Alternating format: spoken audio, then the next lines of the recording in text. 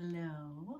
So our next 10-day challenge is sun salutations. So hoping to do 4 sun salutations a day. I don't know why I went like that for 4. 4 sun salutations a day. Any point during the day, they are meant to salute the sun. So first thing in the morning is when we generally would think of doing sun salutations like that, although we do them in most classes. So it doesn't really matter. You can do it as a warm-up if you're going out for a walk, or as a cool down even if you have a workout that you're doing.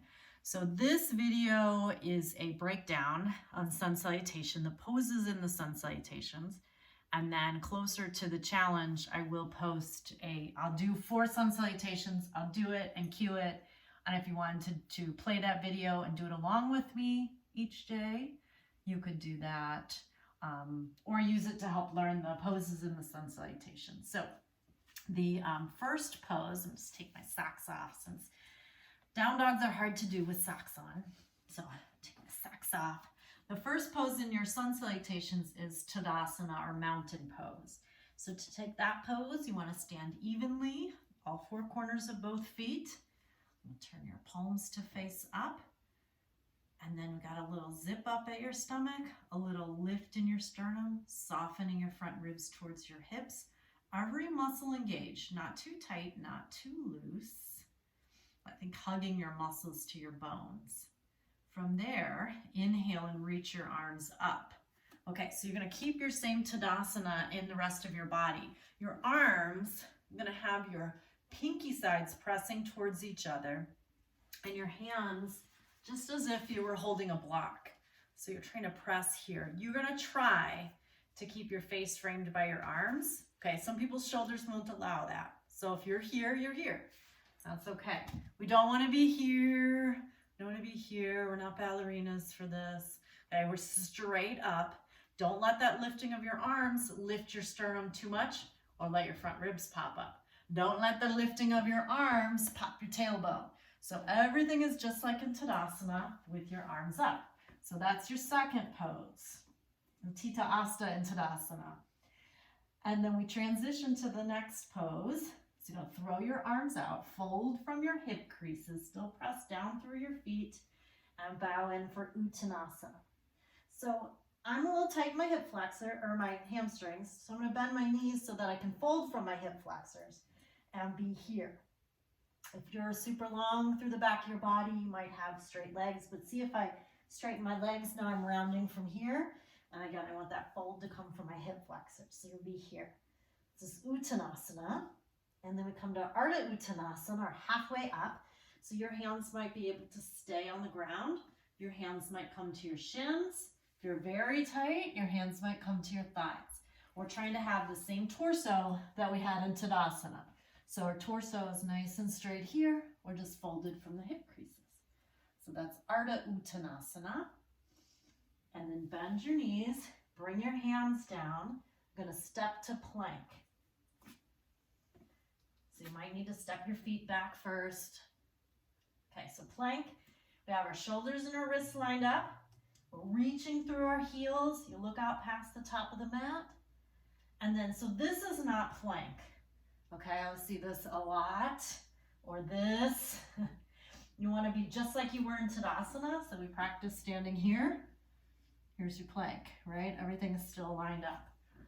From plank, now this is going to depend on your strength right now. Let me go the modified first. So from plank, you bring your knees down, hug your elbows in, you come in halfway down.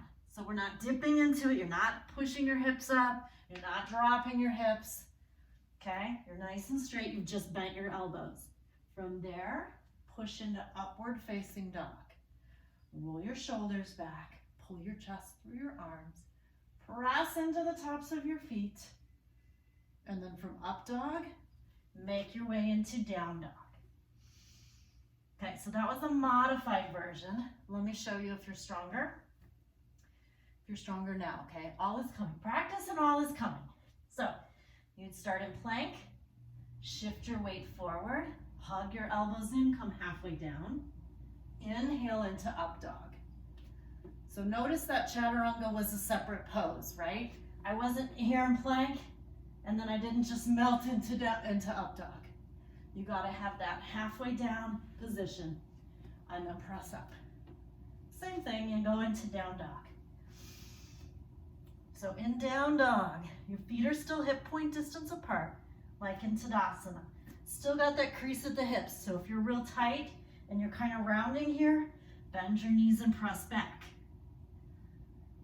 Okay, yep, and you want to have the same amount of weight on your hands that you have on your feet, ideally. From down dog, come high up on your toes.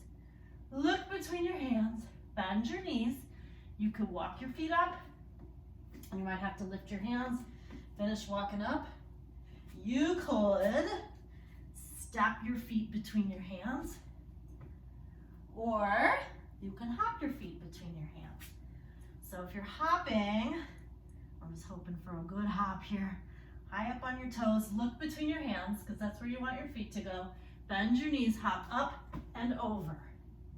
Okay, you can't think just hopping forward. You gotta think up and over. From there, it's all poses we've done already. Halfway up, Ardha Uttanasana. Make sure you're engaging your quads here and your back is nice and straight while you're keeping the natural curves of your spine. And exhale, bow. Inhale, circle your arms, lead with your heart, rise up. Press your palms together and your hands to your heart. Let me know if you have questions. I went through that fairly quickly in terms of the poses there. So if you've not done yoga before, but you want to join the Sun Salutation Challenge, let me know if you need me to go through anything a little differently with you. Or if you want to videotape yourself and say, is this right? And I'll say, yes, it's right, but, because I'm super picky, and I'll give you some feedback. All right, let me know. Thanks.